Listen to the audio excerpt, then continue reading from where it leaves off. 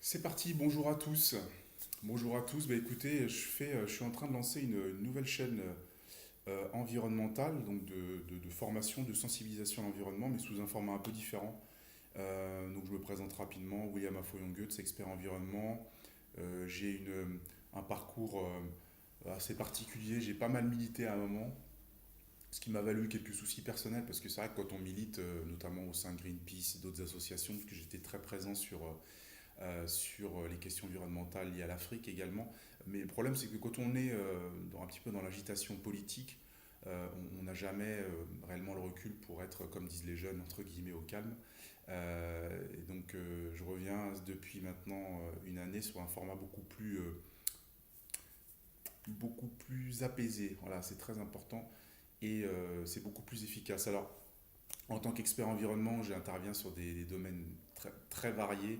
J'ai travaillé dans deux bureaux d'ingénieurs par le passé, une grosse structure qui s'appelait à l'époque Sogrea, Société grenobloise d'études et d'applications hydrauliques, qui maintenant a été absorbée dans un groupe beaucoup plus large hein, qui s'appelle Artelia.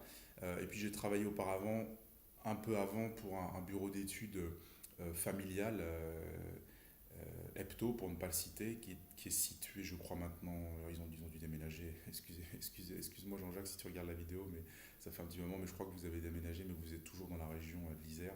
Et donc un cabinet d'études spécialisé dans le domaine de l'environnement, de l'assainissement industriel. Bon, par la suite, j'ai travaillé dans cette grosse entité qui est Artelia, et donc j'ai nourri des réflexions personnelles. Je me suis rendu compte que l'environnement, on n'est pas dans une approche familiale de l'environnement. Voilà, je pense qu'il faut commencer par le début. On fait, à mon sens, beaucoup trop de technique. Même si j'ai une formation technique, j'estime aujourd'hui qu'on a vraiment le devoir de sensibiliser les plus jeunes et également mes collègues voilà, ingénieurs, experts, techniciens sur des questions qui commencent réellement au début des aménagements et au début de la prise en compte de l'environnement. Donc sur cette chaîne-là, euh, dont vous pourrez retrouver en partie le contenu sur mon site internet professionnel qui est akeasilva.com, www.akeasilva.com. Sur cette chaîne-là, on ira de manière un petit peu plus approfondie sur des questions spécifiques. Alors, ne vous attendez pas à une chaîne. Moi, je ne suis pas un YouTuber professionnel, je vous le dis tout de suite. Donc, ce qui m'intéresse, c'est vraiment d'aller à l'essentiel. Et je suis quelqu'un qui aime aller au contact des gens et qui aime les études de terrain. Donc, que ce soit en matière de géologie, d'hydrologie, de gestion forestière, je pratique au quotidien. Donc, moi, j'aime le terrain. Je ne suis pas, vous n'allez pas retrouver sur mes chaînes des choses extraordinaires, mais vraiment du contenu de fond et des choses pratiques et pragmatiques. Donc, cette nouvelle chaîne Science Environnement sur YouTube, elle a pour but, notamment, je suis en train de lancer une conférence sur les questions relatives au transport et à l'environnement. D'accord. Donc, ces questions-là, ces vidéos-là et excusez-moi, ces communications auront pour but de défaire un petit peu les a priori que les gens ont et également les collectivités sur la question de l'insertion des modes de transport lourds dans des environnements urbains sensibles ou étriqués. Étriqué, ça signifie étroit, ça signifie qui dispose de peu d'espace. La question des tramways fer dans les environnements de petites villes et de villes moyennes, entre guillemets, alors j'exposerai ce que j'estime être des petites villes, ou des villes moyennes, entre guillemets, pose problème, notamment en termes de sécurité et notamment en termes de prise en compte de l'environnement au sens large. Donc aujourd'hui, pour ce lancement, cette inauguration de cette nouvelle chaîne, je vais essayer d'être un petit peu, j'ai pris quelques notes structurées.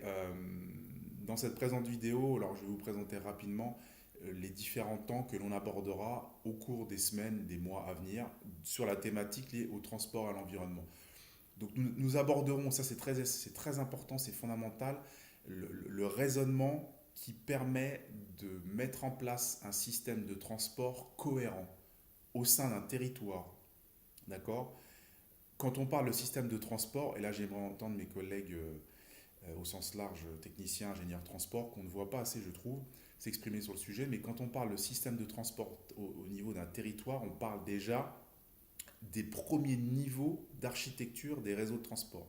Les premiers niveaux, c'est quoi? Ce sont les trottoirs et ce sont les voies pour cycle ou pour mode de transport doux.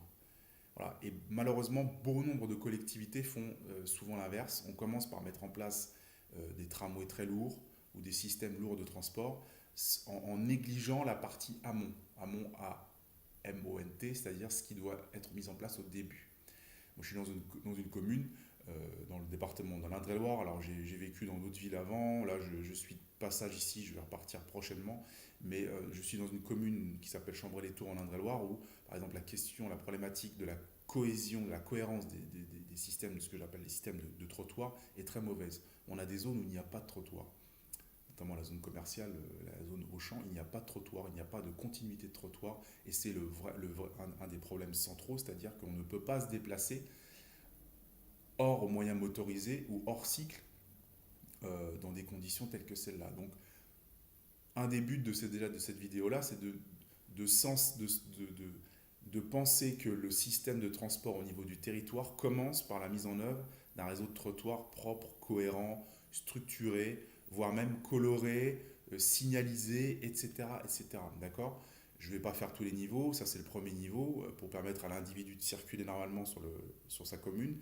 Le deuxième niveau, c'est bien sûr les pistes cyclables et les pistes qui, de manière générale, peuvent être accessibles à des gens qui sont en trottinette, des gens qui sont en roller, pourquoi pas en skateboard, en tout cas, toutes ces personnes qui utilisent comme moi des systèmes de transport alternatifs. Moi, je suis assez sportif sur le fait de l'utilisation de mes pieds et de mon vélo. J'utilise très souvent mon vélo. On est proche de Tours, une petite commune du centre de la France, certains diraient moyenne commune. Ça se traverse rapidement en vélo, en quelques minutes. J'estime qu'on n'a pas besoin de moyens de transport lourds ici. Mais bon, je voulais vraiment ici vous sensibiliser à cette idée que le transport et l'environnement commencent par ces premiers moyens simples de déplacement, c'est-à-dire les pieds et pourquoi pas un vélo, une trottinette, etc. C'est quelque chose qui est fondamental. On verra aussi au gré de ces vidéos-là, donc j'ai parlé de la continuité des trottoirs et de toutes ces venelles, VENE2LES. Donc ce sont ces petites voies qui, au sein d'un quartier, permettent de communiquer d'un îlot vers un autre. Ça, c'est très important. J'ai remarqué qu'en région Tourangelle, sur Tours, il y a beaucoup de problèmes de communication d'un quartier vers un autre. Ça, ce qui m'a frappé quand je suis arrivé là, c'est réellement par rapport à d'autres villes, la forme urbaine de Tours est particulière. C'est un peu comme un grand village, c'est une ligne droite et vous avez des difficultés pour passer d'un quartier à un autre. C'est vraiment très significatif. Vous ne retrouvez pas ça dans d'autres villes. En général, le plan des autres villes est circulaire. Ici, c'est un plan linéaire. Bon, je ne vais pas refaire l'histoire, je l'expliquerai dans d'autres vidéos. Il y a des raisons à cela. Mais voilà, cette question liée à la mise en place de venelles est importante parce que ces venelles ou ces ruelles permettent d'irriguer, de faire accéder à un îlot facilement, donc pour les populations, d'accéder d'un îlot à un autre en toute tranquillité, sans avoir un obstacle particulier qui se dresse devant notre déplacement. Donc on verra aussi des questions liées à la réglementation. Sur les questions liées au PMR, aux personnes à mobilité réduite, à titre d'information, les PMR ne sont pas nécessairement des personnes qui se déplacent en fauteuil roulant ou en rollateur. Ce sont par exemple des gens au niveau de la réglementation qui déménagent et qui ont des lourdes charges à porter. Quand vous avez de lourdes charges à porter, pardon, et que vous êtes sur un trottoir par exemple, vous êtes considéré comme une personne à mobilité réduite. Vous êtes considéré comme une PMR. Donc on verra que, excusez-moi, pour prendre en compte, pour mettre en place un système de transport territorial cohérent qui prenne vraiment en compte l'environnement dans sa globalité, il faut aussi analyser les différents points de la réglementation et les intégrer. D'accord ? On verra également, et là je rentre un peu plus, vous verrez sur cette chaîne-là, on va aller plus en détail que sur ma chaîne Vimeo qui est plus orientée collectivité et professionnelle. Sur cette chaîne-là, on ira plus en détail sur certaines questions. Je relèverai certains éléments de compréhension sur mon site internet akiasilva.com. On ira également sur cette thématique des transports et de l'environnement, entre autres thématiques sur le pourquoi les petites villes ne peuvent plus mettre en place des tramways, notamment des tramways fer ou des tramways pneus, bien que ce soit une thématique particulière, dans des environnements urbains étriqués, étroits, qui ne sont pas adaptés à ce mode de transport lourd. Là aussi, Tours est un exemple pour moi de ce qu'il ne faut pas faire. Il y a d'autres collectivités qui, pour moi, auraient pu choisir un mode de transport par bus électrique. Aujourd'hui, il y a une quantité de constructeurs, d'industriels qui s'intéressent à cette question-là et qui mettent sur le marché des bus tout à fait assainis d'un point de vue des rejets euh, entre guillemets de gaz à effet de serre. Je reviendrai sur cette thématique-là parce que je pense que là aussi les médias font parfois un travail un petit peu inverse de formation. Et on pense nécessairement que le réchauffement climatique, c'est le dioxyde de carbone. En réalité, les variations climatiques sont à prendre au sens large sur des périodes de temps très longues. Donc la question n'est pas aussi simple que ça. Mais pour en venir aux bus, il existe aujourd'hui de nombreux bus électriques. Il y a des systèmes très développés en termes de recharge électrique, électronique, de systèmes de transport de masse pour les bus sur pneus qui peuvent largement remplir le même rôle qu'un tramway, notamment par un cadencement régulier. Voilà. Je ne rentre pas dans le détail, là, on a déjà 10 minutes, mais on y reviendra plus tard. Je vais vous donner la définition que moi j'ai de l'environnement à la fin de la vidéo. On peut plus se contenter de dire on doit transporter un certain nombre de personnes par heure sur un pic ou sur une heure de pointe, et par conséquent on va choisir la rame la plus grosse pour le faire, alors que l'environnement ne s'y prête pas. Ça c'est très important. J'y reviendrai bien sûr. Sur cette question justement des modes de transport lourd dans des petites villes, on se rend compte là encore que les premiers niveaux de déplacement ne sont pas pris en compte. Voilà, il y a de nombreuses villes où les continuités de pistes cyclables, où les continuités ne serait-ce que de trottoirs, où les bordures basses, etc., ne sont pas mises en œuvre. Et j'estime, je reviens là-dessus, mais qu'il est très important maintenant de considérer le trottoir et le réseau de trottoirs comme un mode, comme un système de transport à part entière. C'est très important. Donc le mettre en avant, le symboliser, le signaler, adopter une signalétique particulière, c'est très important pour comprendre qu'on peut se déplacer dans une commune, dans un territoire, sur des trottoirs, voilà, sur des pistes dédiées. Donc voilà pour les aspects liés au trottoir, à la réglementation. On ira plus dans le fond sur les questions liées, parce que moi je suis expert environnement, donc j'ai un cursus généraliste et technique dans le domaine de l'environnement. J'ai étudié la géographie, j'ai fait un BTS dans le domaine de l'eau et l'assainissement, j'ai également travaillé dans le domaine, je continue à travailler dans le domaine de la gestion forestière, etc. Donc j'ai une vision spécialisée sur les ressources naturelles. Donc on verra sur cette conférence que je lance sur les transports et l'environnement, quel est l'impact en termes d'extraction de matières naturelles, de ressources naturelles, des filières de transport sur l'environnement. D'accord ? Et là, on va parler au sens pratique de la notion d'ACV. Donc, il s'agit de l'analyse des cycles de vie. Que sont les analyses de cycle de vie ? Ce sont simplement des analyses qui, point par point, vont étudier la vie d'un objet, de l'extraction des matières premières qui sont nécessaires à sa fabrication, à la mise en œuvre de ce produit, c'est-à-dire pour sa fabrication, sa réalisation et l'énergie nécessaire, jusqu'au stade de l'exploitation, de l'utilisation et au stade final du rejet, c'est-à-dire de sa caractérisation sous forme de déchets et du recyclage éventuel de ces éléments, des éléments qui constituent cet objet-là. Donc ça peut être l'analyse de cycle de vie d'une table, voilà, d'un téléphone portable, d'un bus, d'un tramway, etc. Et vous verrez que les ACV sont largement profitables et supérieurs pour les bus, notamment nouvelle génération, par rapport aux tramways fer. Et en particulier pour les tramways fer qui sont les plus gros modèles. Vous savez que par exemple Alstom a commercialisé dans quelques grandes villes de France, sauf Tours d'ailleurs. Tours encore est un cas particulier ici. Le Citadis 402, qui est une des plus grosses rames de tramway fer actuellement disponibles sur le marché, mais évidemment qui non seulement prend de la place, mais prend un certain nombre de matières premières pour sa réalisation. Et sera beaucoup plus impactant sur l'environnement qu'un bus de 15-18 mètres de long, à souffler, donc articulé à deux compartiments. Bon, là, je rentrerai plus dans le détail par la suite. Et puis, nous verrons que... nous verrons par la suite, après avoir bien sûr abordé ces questions d'ACV, d'analyse de cycle de vie, nous verrons à quel point il est important, toujours au sein de cette conférence que je vais mener au long cours sur les mois qui viennent, transport-environnement, qu'il est, il est important que dans le domaine du ferroviaire notamment, et d'ailleurs je pense que mes amis qui font des études dans le domaine du ferroviaire ou des transports en général, que vous soyez en école d'ingénieur, master, etc., je pense notamment aux étudiants qui sont sur le site de l'Estaca à Laval, dans le département de la Mayenne. Je pense que ce sont des questions qui doivent vous titiller l'esprit, puisque vous apprenez dans vos cours que le ferroviaire, et le tramway fer rentre dans cette catégorie du ferroviaire, nécessite des éléments de sécurisation particuliers. Parce que quand on est en surface dans la volonté d'équiper une ville avec un tramway fer notamment. On est dans le domaine du ferroviaire et on doit donc isoler au maximum le tramway du reste de la circulation automobile et du reste de la circulation des piétons. Ça, c'est très important. J'en veux pour preuve le tramway Alstom Citadis qui équipe nouvellement la collectivité de Dubaï. Ce n'est pas sous nos latitudes, mais ce Al Soufou, dont vous pourrez chercher sur Internet, ce tramway est entièrement séparé, physiquement parlant, de la circulation automobile, de la circulation des cycles, des piétons, par ce qu'on appelle des garde-corps. Les garde-corps, ce sont des barrières métalliques. Ils ne sont pas d'une hauteur très importante, mais qui permettent de séparer physiquement le tramway du reste de la circulation. J'y reviendrai, c'est un événement très important en termes de sécurisation de l'environnement urbain. Et c'est de plus en plus nécessaire au vu de l'accidentologie des tramways. Alors, c'est une accidentologie qu'on peut comparer à l'accidentologie des bus. Je ne suis pas en train de dire qu'il y a plus ou moins d'accidents avec les tramways fer par rapport aux bus, mais il n'en demeure pas moins que l'accidentologie tramway est particulière et qu'elle nécessite véritablement une ségrégation, comme on pourrait le faire d'ailleurs pour les bus, et comme on le fait partiellement, une séparation physique du tramway du reste de la circulation.